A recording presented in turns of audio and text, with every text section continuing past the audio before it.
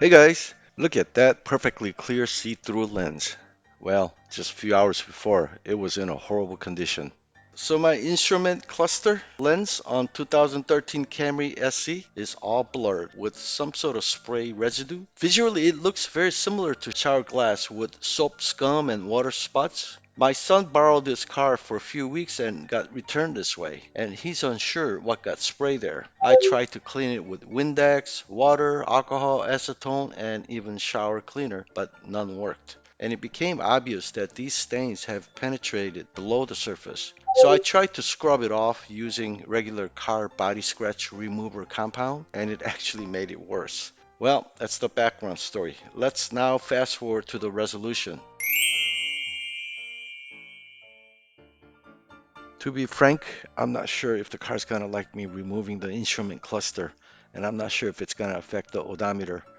So to play safe, I'm going to disconnect the negative terminal on the battery so that hopefully car doesn't know that I did this. All right, guys, so first you're gonna unlock the tilt string, and then you're gonna pull it out and then lower it and then lock it. This will create enough space to remove the bezel and the speedometer cluster. Next, first remove this part. Just get here, pry that out, open it, then pull it straight out. You got 5 tabs and 3 legs. For this, just use your finger and pop that out. And then for this part, don't pull it out all the way. You gotta break the tab here. So use one of these to pop out this. If you pull it out, you could break the last tab. For this, just pry on that side, and if needed, use one of these to help to pull it out. Okay, and then for this, you're gonna start to basically all the tabs are inserted inward, so you want to basically pull it out. Okay, outward. Just pull it out slowly like that. Okay, coming all the way to this side, and then so I'm gonna reach in here and pop out this side. That's the only side that's remaining. Okay, so that's loose, but don't pull on it because you still got to get this rubber piece to come out. Okay, so I got it started here a little bit. Okay, like that. Then pull it out.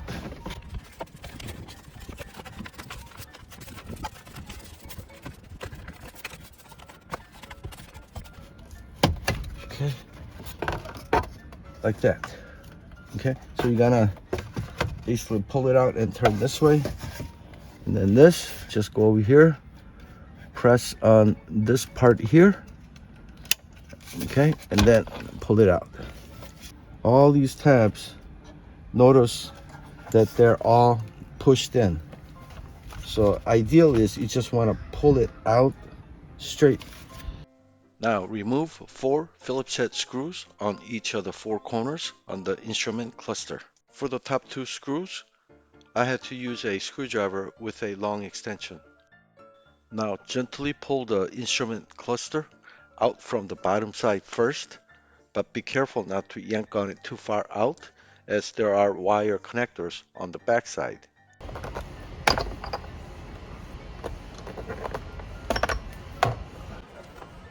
Wow, came out.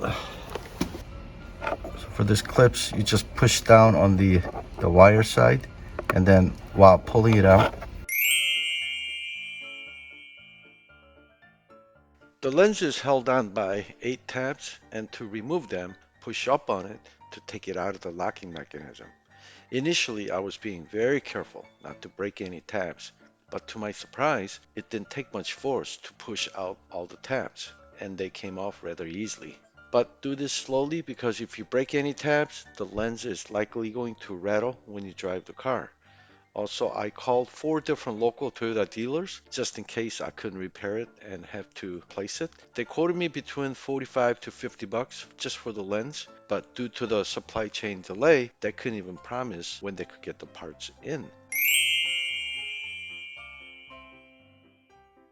This type of plastic lens seems to be very porous, meaning some chemicals can actually penetrate below the surface easily, and that's why I had the damage in the first place. And even popular scratch remover compound that's used on car body scratches, they even penetrated below the lens surface. I purchased the sanding and foam pad kit and the polishing compound from Amazon. And this came with, I think it was 41 pieces. So it came with lots of different grit level. Looks like 1,000, 2,000, 5,000, and 10,000. And of course you got some kind of a furry, I don't know if that's wool or this is probably the finishing one. And then you got some foams in there, different color foams, probably for different, hardiness. And you got some foams.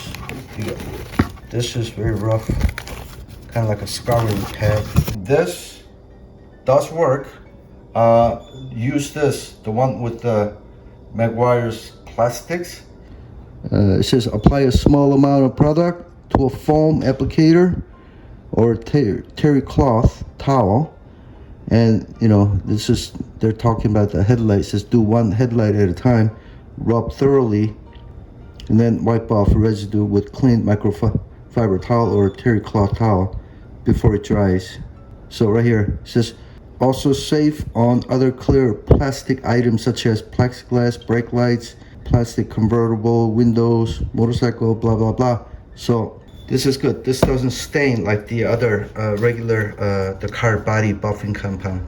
If you have scratches, then you'll want to sand it down first.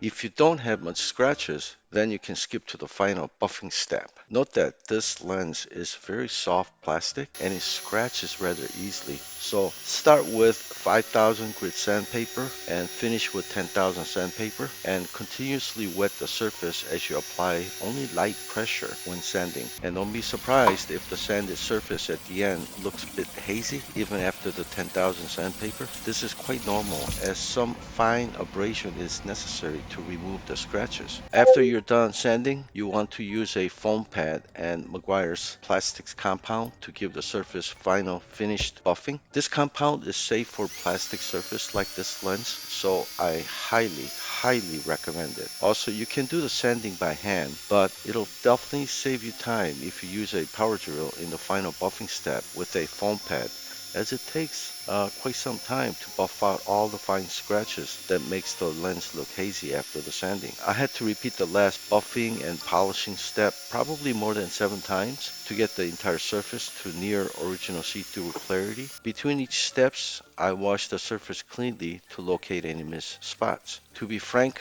until I went through the final buffing step, I still had some doubts as to whether the surface can be completely restored to the original clear see-through clarity. So I had already ordered a replacement lens because I wanted my wife's car to have a clear lens for both aesthetic appearance and safety. But the combination of using the proper buffing compound and the soft foam pad with a power drill really made the lens completely see-through, and I ended up canceling the replacement lens order. By the way, in the very final step, I used a glass cleaner to completely remove any water spots, and me and the wife just couldn't believe the lens could go from this mess to this clarity. Just an amazing result. Before installing the lens, be sure to check again for any dust and water spots, as this is your last chance. Line up these 2 pins here first. After that, make sure all the tabs are lined up before you start pressing it down. I'm gonna line up this side. Okay, these tabs are very easy to break, so make sure you got them all lined up. Okay. Okay, all tabs are in. Let's go install everything back together now. By the way, the last time I changed the spark plugs on this Camry, I used the boroscope to confirm that I have good amount of carbon buildup on piston heads. So I'm going to soak the pistons with Chem Dip solution to clean the carbon buildup on piston heads. I've done the exact same cleaning on my Lexus GS300 and that removed about 95% of the carbon. So I look forward to seeing you guys soon again. All right, this is going back in, guys. So I gotta connect the wires first. I'm gonna put it in upside down first. You see the side with the white? It's gonna go on top, and the push tab's gonna go down this way. It's gonna snap in. And this one doesn't have any white side, but the push tab side will go down this way, okay? So, okay, that's in. And then this wire right here, it's got to come around and go in there like that. Oh, actually, I can't put this wire in first because I need that room to swing this around like this. And then now I'm gonna push that wire into that slot there. Okay. Okay. Okay, if you look here, there's a pin here that it fits into, and then on this side as well. Okay, again, make sure your string is all the way down to the bottom and lock it. And you're gonna need a long screwdriver that gets past this point. Actually, let me get it started with my hand first. Let me get a couple of turns. Okay, now this insulation, if you let it hang, dangle, then it's gonna bite into the screw inside. So I'm gonna hold the insulation up.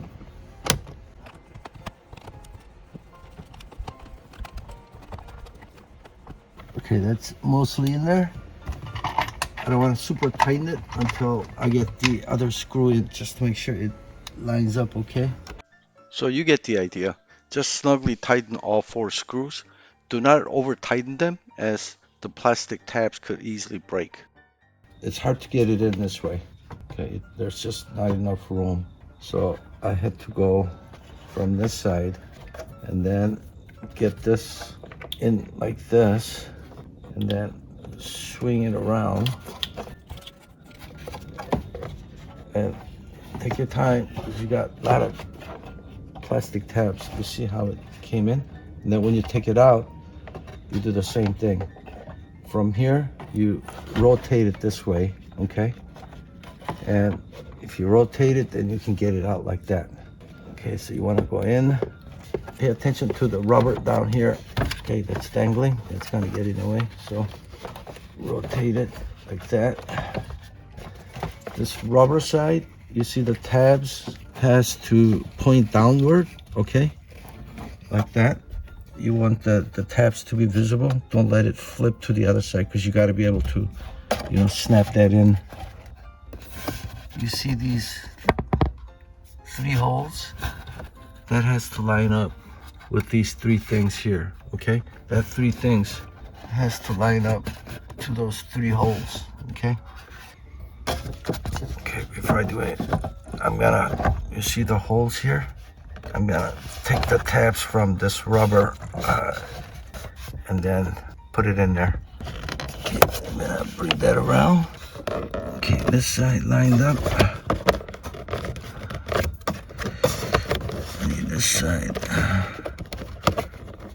Need that to line up. Need that to line up. Okay.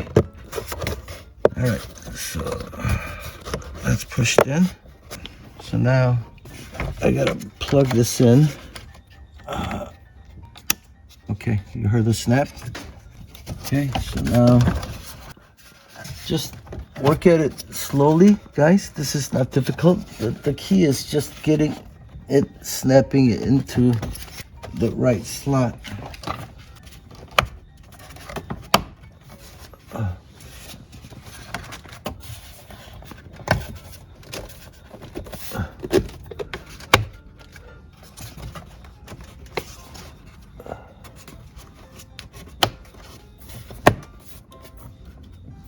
Okay, I felt the top snap in.